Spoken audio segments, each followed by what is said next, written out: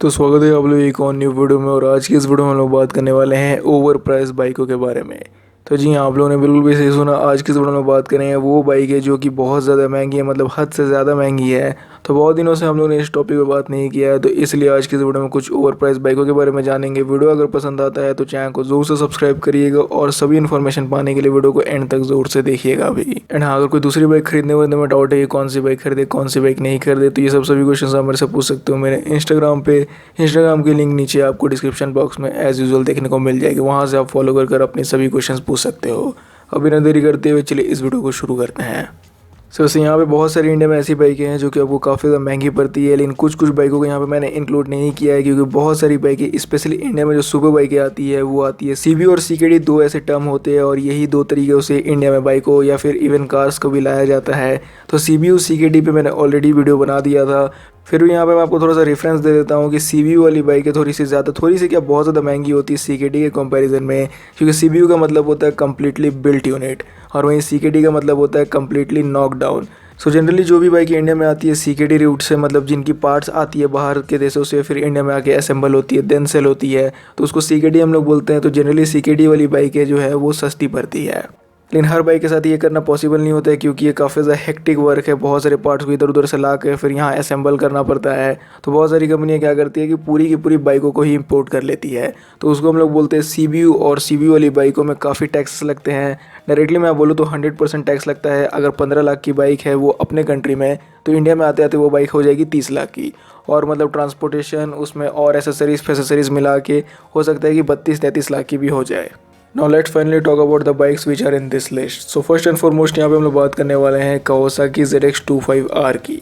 तो ये Kawasaki की वैसी बाइक है जो कि बहुत ज़्यादा महंगी है। बहुत ज़्यादा महंगी से मेरा मतलब ये है कि ये बाइक है 250 सीसी की, लेकिन इंडिया में जब ये बाइक आएगी तो ये आपको मिलेगी मार्केट में 7 से 8 लाख रुपए में। जी हाँ, 7 से 8 लाख रुपए में। वैसे अभी तो ये बाइक इंडिया में आई नहीं है, लेकिन ऑस्ट्रेलिया में ये बाइक जब लॉन्च हुई थी तो मैंने आप लोगों को बताया था और अपने इंस्टाग्राम पर भी शेयर किया था कि ये बाइक ऑस्ट्रेलिया में लॉन्च हो गई, तो वहाँ लगभग मिलती है 4,37,000 से 4,50,000 के बीच में। लेकिन इंडिया में ये बाइक आएगी, सिंस मैंने आपको बताया कि इंडिया में टैक्सेस भी बहुत ज़्यादा है, तो उसकी वजह से ये जो बाइक है 7 से 8 लाख रुपये में मिलेगी। कैन यू इमेजिन 250 सीसी की एक बाइक आपको मिल रही है 7 से 8 लाख में। तो आप लोग मेरे को बोलोगे भाई इसमें टैक्सेस तो इतने लग रहे हैं, लेकिन इसमें और क्या ऐसी चीज़ है कि जिसकी वजह से 250 सीसी के लिए इतना ज़्यादा पे करना पड़ रहा है। So first in this world ये बाइक ऐसी है कि जिसमें आपको 250 सीसी सेगमेंट में इनलाइन 4 सिलेंडर इंजन देखने को मिल रहा है। जी हाँ, 4 सिलेंडर। आज तक इंडिया में जितनी या फिर वर्ल्ड में जितनी भी बाइकें आई है लॉन्च हुई है, सब में आपको 250 सीसी सेगमेंट में या तो सिंगल सिलेंडर मिलता है या ट्विन सिलेंडर मिलता है, पैरेलल ट्विन या फिर कोई भी टाइप की सिलेंडर, लेकिन 2 से ज़्यादा नहीं मिलता है। ये पहली ऐसी बाइक बनाई गई है एक ब्रांड की तरफ से, मतलब कावासाकी की तरफ से, जिसमें कि आपको 4 सिलेंडर है। एंड आप लोगों को ये बात तो पता ही होगी कि 4 सिलेंडर होने की वजह से जो एग्जॉस्ट नोट है वो भी काफ़ी टेरिफिक आता है। तो ये भी बाइक की एग्जॉस्ट काफ़ी आपको लाउड सुनाई देगी। और ये बाइक पे मैंने और भी बहुत सारी इन्फॉर्मेशन शेयर की थी अपने इंस्टाग्राम पे, तो इसलिए मैं आप लोग बोलता हूँ कि इंस्टाग्राम पे फॉलो कर लीजिए ताकि आपको पल पल अपडेट्स मिलते रहे, कौन सी बाइक न्यू लॉन्च हो रही है, कौन सी बाइकें बंद हो रही है। सो लिंक डिस्क्रिप्शन में दी हुई है, वहाँ से आप लोग मेरे को फॉलो कर सकते हो। सो अब थोड़ा सा इसके स्पेसिफिकेशंस पे जानते हैं। तो ZX-25R में इंजन है 249 सीसी का, जैसा मैंने आपको बताया। इनलाइन 4 सिलेंडर इंजन है जो कि 51 bhp का पावर जनरेट करता है और 23 Nm का टॉर्क जनरेट करता है। इसमें आता है 6 स्पीड गियर बॉक्स। सो 6 नंबर पे हमारी ये जो बाइक थी ये थी कावासाकी की ZX-25R। अब हम लोग बात करते हैं जो 5th नंबर पे है उसके बारे में। सो 5th नंबर पे अगेन है कावासाकी की बाइक और ये है निंजा 400। सो निंजा 400 पहले मार्केट में सेल हुआ करती थी, मतलब BS4 के एरा में, तो अभी नहीं सेल हो रही है, लेकिन जल्दी ये भी बाइक वापस से आ जाएगी मार्केट में। तो ये बाइक जैसे लॉन्च हो जाएगी इसकी वीडियो आपको मिल जाएगी। चैनल को आपको सब्सक्राइब कर लेना इसके लिए। सो बट बात करते हैं यहाँ पे अपने मेन टॉपिक पे कि इसकी प्राइसिंग कितने रहने वाली, क्यों ये बाइक इस लिस्ट में, जिसकी वजह से इसको भी एक ओवर प्राइस का टैग मिल रहा है। तो निंजा 400 जो है ये अपनी सेगमेंट की सबसे महंगी है। इस सेगमेंट में आपको और भी बाइकें देखने को मिलेगी, मतलब एग्जैक्ट 400 सीसी तो नहीं मिलेगी, सब 400 मिलेगी। जैसे 373 सीसी वाली बाइकें मिलेगी, ड्यूक 390 मिलेगी, RC 390 मिलेगी, यामाहा R3 मिलेगी, फिर निंजा 300 तो इसी की सिबलिंग हो जाएगी, लेकिन वो भी जो बाइक है इससे कंपेरेटिवली काफ़ी सस्ती आती है। तो ये सब जितनी भी बाइकों को मैंने नाम लिया R3, RC 390, ये सभी बाइक इससे कंपेरेटिवली बहुत ज़्यादा सस्ती है। लेकिन ये ऐसी बाइक है जो कि क्लोज टू ऑन रोड आपको मिलती है 5 लाख रुपए में। जी हाँ, 5 लाख रुपए में। एक 400 सीसी की बाइक के लिए 5 लाख रुपए काफ़ी ज़्यादा अमाउंट होते हैं। और मेरे को नहीं लगता कि 5 लाख रुपए, मैं मानता हूँ कि इसमें परफॉर्मेंस बहुत है, लेकिन फिर भी 5 लाख रुपए के हिसाब से हो सकता है कि अब बंदा जो है बहुत दिनों तक रुक जाए और अपने आप को बोले कि नहीं अब मैं सेव करूँगा और सीधा लूँगा 650 यानी निंजा 650।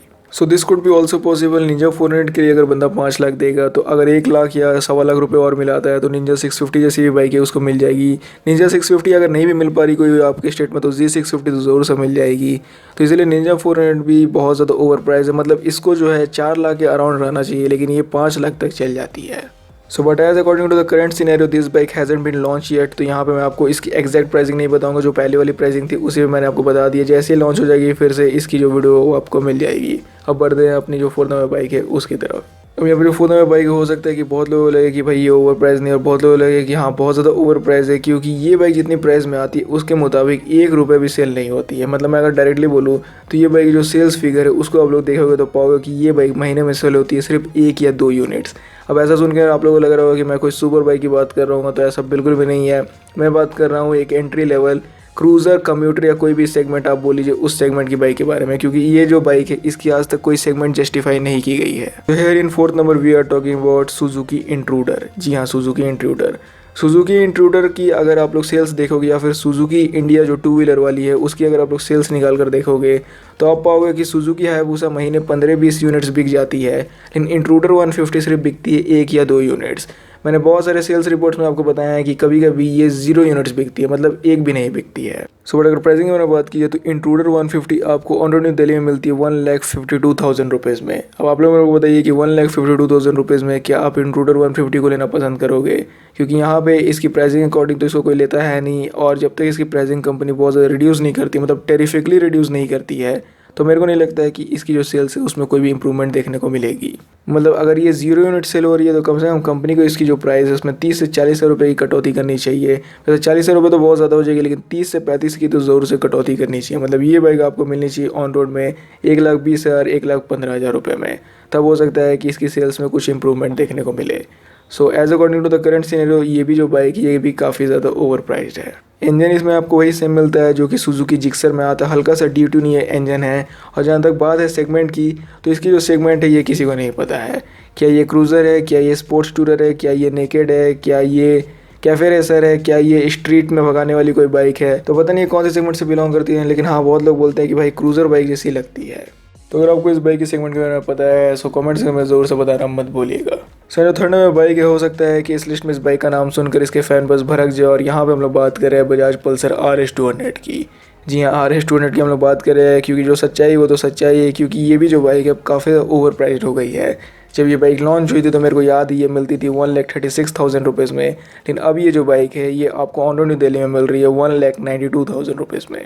तो अगर अभी जो मैंने आपको प्राइस बताया कि जब ये बाइक लॉन्च हुई थी 2015 के आसपास, तब ये बाइक की प्राइस थी 1,35,000 से 1,40,000 के बीच में। तो उस समय इस बाइक में था सिंगल चैनल ABS, और सिंगल चैनल ABS से आज के समय में इस बाइक की इतनी प्राइस बढ़ी है, बहुत ज़्यादा फीचर्स को बिना ऐड करते हुए, ना कि इसमें इंजन की परफॉर्मेंस को बढ़ाते हुए, सिर्फ इसमें ऐड हुआ है डुअल चैनल ABS। तो जी हाँ, इसमें कोई भी चीज़ एक्स्ट्रा ऐड नहीं की है, लेकिन इसकी जो प्राइस है काफ़ी ज़्यादा ड्रामेटिकली बढ़ गई है। और बात की है कि इसमें ऐड क्या की गई है, तो सिर्फ इसमें आपको सिंगल चैनल ABS की वजह अब मिल रहा है डुअल चैनल ABS। बाद बाकी सभी चीज़ें वही सेम है जो आज से आपको 5-7 साल पहले देखने को मिल रहे थे।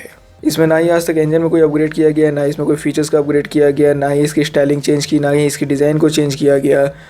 तो सिर्फ एक डुअल चैनल ABS का सेटअप ऐड करने के बाद इस बाइक की जो प्राइस है वो इतनी ज़्यादा बढ़ गई है। आज की डेट में ये जो बाइक है ये एक शोरूम में आपको मिलती है लगभग 1,65,000 के आसपास, ऑन रोड में निकालते निकालते दिल्ली में ये आपको पड़ जाएगी 1,92,000 के आसपास। तो अब इस प्राइस फिगर में ये जो बाइक है ये कम्प्लीटली ओवर प्राइस हो जाती है, क्योंकि अगर कंपनी को इतना प्राइस बढ़ाना ही था तो इसमें कुछ एक्स्ट्रा चीज़ें देनी चाहिए थी, क्योंकि इसके भी फैन बस बहुत समय से इंतजार कर रहे हैं कि RS 200 का न्यू मॉडल आएगा, इसमें कुछ नया चीज़ देखने को मिलेगा, पावर और कंपनी इसकी बढ़ाएगी, कम से कम नया फीचर्स तो देगी। लेकिन कंपनी ने बोला कुछ नहीं देंगे, अपने से ले लो। सो RS 200 में अगर एक और चीज़ बात की जाए कि इसमें मतलब डुअल चैनल ABS के आगे क्या ऐड किया गया है, तो वो चीज़ आपको सिर्फ देखने को मिलेगी इसके कॉस्मेटिक्स में। मतलब इसमें आपको पेंट ऑप्शंस 2015 से अभी 2022 में कुछ अलग देखने को मिलेगा। सो ऐसे बहुत लोग बोल भी रहे हैं कि पल्सर RS 200 का जो न्यू मॉडल है ये एकदम लाइन पे है, मतलब ये बहुत जल्दी आपको मार्केट में देखने को मिलेगा। तो मेरे पास अभी इसकी कंफर्म न्यूज़ नहीं है कि ये कब आपको मिल रही है, कब नहीं मिलने वाली है, लेकिन जैसे ही मेरे को पता चल जाती है कि RS 200 कब लॉन्च हो रही है तो वीडियो तो आपको देखने को मिल ही जाएगा, लेकिन उससे पहले आपको अपडेट मिल जाएगी मेरे इंस्टाग्राम पे। सो इंस्टाग्राम पे फॉलो ज़रूर से कर लीजिएगा। So anyways, now moving on to the bike which is in the second position of this list, and this bike name is KTM Duke 250. So आज की डेट में आप पूरी 250 सीसी सेगमेंट को उठा के देख लीजिए, लेकिन एक ही बाइक सबसे ज़्यादा आपको महंगी मिलेगी पूरे ऑल ओवर इंडिया में, जो कि है KTM Duke 250। हाँ, ZX25R की यहाँ पे मैं नहीं बात कर रहा हूँ, क्योंकि मैंने आपको स्टार्टिंग में बोल दिया था कि वो बाइक लॉन्च नहीं हुई है, लेकिन अगर लॉन्च होती है तो उसकी प्राइस कितनी जाएगी। तो उसको यहाँ पे मत कंपेयर करिएगा कि भाई पहले बोला ZX25R, अब बोल रहे हो Duke 250। सो Duke 250 ऑलरेडी लॉन्च है, आपको सेल पे मिल रही है, लेकिन 25R अभी नहीं मिल रही। सो बात करें थे Duke 250 पे, तो सबसे पहले इसकी प्राइसिंग मैं आपको बताता हूँ। तो ये जो बाइक है ऑन रोड न्यू दिल्ली में आपको मिलेगी 2,67,000 रुपीज़ में। तो इसकी जो एक्सशोरूम प्राइस है वो है 2,35,000, और सब मिला जुला के आपको दिल्ली में पड़ जाती है लगभग 2,67,000 की। तो आप ही सोच के देखिए कि एक 250 सीसी की बाइक आपको मिल रही है 2,70,000 रुपये में। इसमें अगर आप 10-20 रुपये और ऐड करोगे तब आराम से RR 310 को ले लोगे। हाँ, मैं ये मानता हूँ कि बहुत लोग बोलोगे भाई Duke 250 RR 310 से अच्छी होगी, तो बहुत लोगों के लिए होगी, बहुत लोगों के लिए नहीं होगी, लेकिन फिर भी परफॉर्मेंस के हिसाब से तो वो ज़्यादा अच्छी है और फीचर्स के हिसाब से भी अच्छी है। सो देखा जाए तो Duke 250 भी काफ़ी ओवर प्राइस बाइक है। आज के डेट में मैं देख रहा हूँ कि KTM एक तरह की एप्पल बन गई है इंडियन बाइकिंग इंडस्ट्री की। जैसे एप्पल की हर एक प्रोडक्ट बहुत ज़्यादा महंगी होती है, मतलब सब लोग उसको अफोर्ड नहीं कर पाते हैं, वैसे ही KTM की भी बाइकों के साथ सेम पंगा है। Duke 250 मेरे को याद है आज से तकरीबन 3-4 साल पहले ये मिल जाती थी 2 लाख के अराउंड।